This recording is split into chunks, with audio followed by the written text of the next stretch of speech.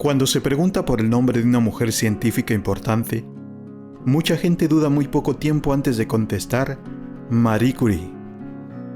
Las razones parecen obvias. Marie Curie hizo uno de los más importantes aportes teóricos del siglo XX, cuando postuló que la radiación era una propiedad atómica y no química. Fue la primera persona que usó el término radioactividad. Sus estudios motivaron largas investigaciones que culminaron con la individualización de dos nuevos elementos, el polonio y el radio. Emergen dos aspectos de la genialidad científica de Marie Curie: la creatividad y la perseverancia. Aunque el imaginativo descubrimiento de la naturaleza atómica de la radiación es quizás su contribución más significativa, sin la otra característica, la perseverancia, habría sido incapaz de probar su hipótesis. Su trabajo científico le hizo merecedora de 2 premios Nobel, uno en física y el otro en química. Cuando se mira la vida de esta notable científica, es fácil imaginarla como una mujer severa, de una dimensión tan completamente comprometida con su ciencia que sería incapaz de las emociones más complejas. Un examen más profundo revela una mujer cuya infancia estuvo marcada por la enfermedad y la muerte de su madre y una hermana. Un padre también marcado por esas pérdidas. Su padre luchó para mantener a sus otros 4 niños, siendo profesor bajo el opresivo régimen del zar de Rusia, en una Polonia sometida. La reacción de Marie fue rechazar las creencias religiosas de su infancia y de participar en movimientos políticos. Había muchos obstáculos que impedían que niñas pudieran asistir a las universidades de Polonia. Marie se unió a una universidad no oficial en forma oculta. Con el fin de ganar suficiente dinero para asistir a una universidad extranjera, se fue de casa para convertirse en una institutriz. Inmediatamente se enamoró del hijo de sus empleadores. La historia de amor fue un desastre, lo que llevó a Marie a desconfiar de cualquier compromiso en el futuro. Cuando finalmente conoció a Pierre Curie, estaba reacia a comprometerse en otra relación. Una vez que se decidió a corresponder las emociones manifestadas por Pierre, su lealtad fue inquebrantable, incluso después de su prematura y trágica muerte. María amaba a sus 2 hijos, pero a veces los descuidaba emocionalmente, como ella misma se había sentido abandonada en su niñez. Después de la muerte de Pierre, una vez que la amistad de Marie con el físico Paul Langevin floreció en amor, se casó, y todo el país resultó indignado. De viuda doliente, Marie fue retratada como una intrigante. Los duelos se libraron entre sus partidarios y detractores, y los editoriales de los periódicos difamatorios la golpearon duramente. Cansada y enferma después de la controversia, gradualmente se retiró de la sociedad.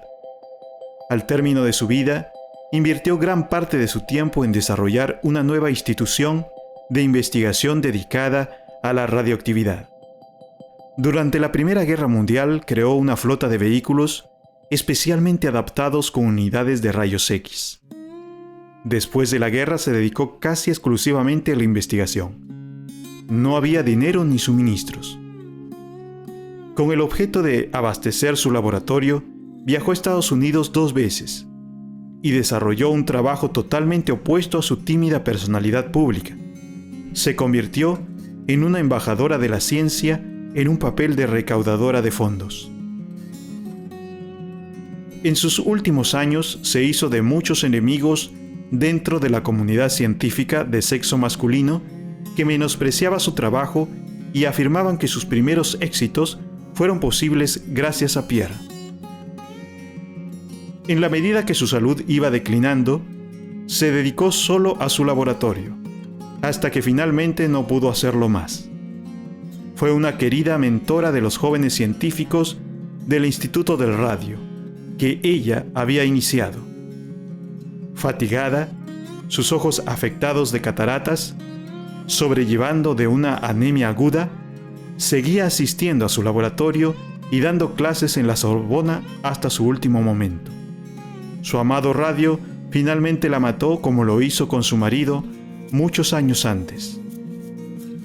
Marie fue una persona muy compleja, una científica finamente creativa, que fue acosada por sus demonios personales, pero se las arregló para convertirlos en éxitos.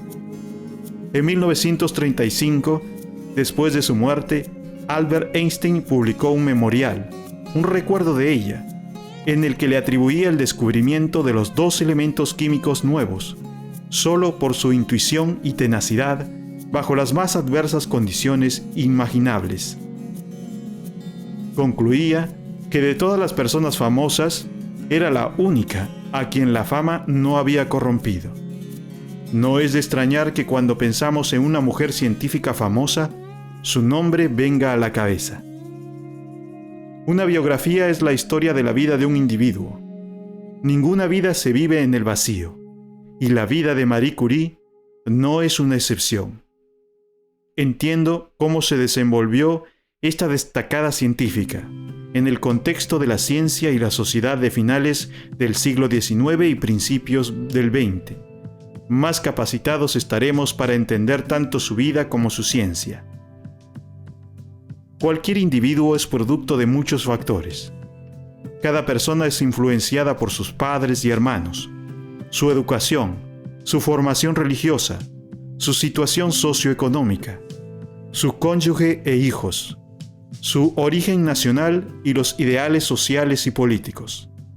Tanto las personas como la ciencia son fundamentales en la historia de Marie Curie. Su familia, amigos y colegas científicos desempeñaron un papel esencial en su vida. Ellos la moldearon y a su vez ella les moldeó. Para comenzar a entender a Marie Curie, debemos mirar todos estos factores. Sus logros llegaron a ser el estándar de lo que una mujer puede alcanzar en la ciencia. Con el fin de entender realmente sus logros únicos, debemos mirar los logros de algunas mujeres científicas contemporáneas. Su ciencia se ha visto afectada por los descubrimientos de otros científicos, tanto hombres como mujeres, por lo que con el fin de entender su lugar en la historia de la ciencia, es importante tener en cuenta los logros de otros investigadores.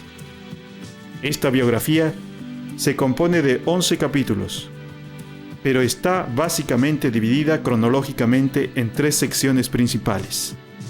Primero, la vida y la educación temprana en Polonia y su trabajo como institutriz. Segundo, la mayor parte creativa de su vida, incluyendo los logros en su universidad, el matrimonio, la colaboración y la muerte de Pierre, crianza de los hijos y los principales logros científicos que culminó en 2 premios Nobel, y tercero, por último, la última parte de su vida, donde operó un servicio de radiología durante la Primera Guerra Mundial, dirigió su instituto de radio propio, se convirtió en un evento para recaudar fondos para el radio que se había convertido en un ícono internacional, y finalmente la muerte por exposición a los elementos que ella descubrió.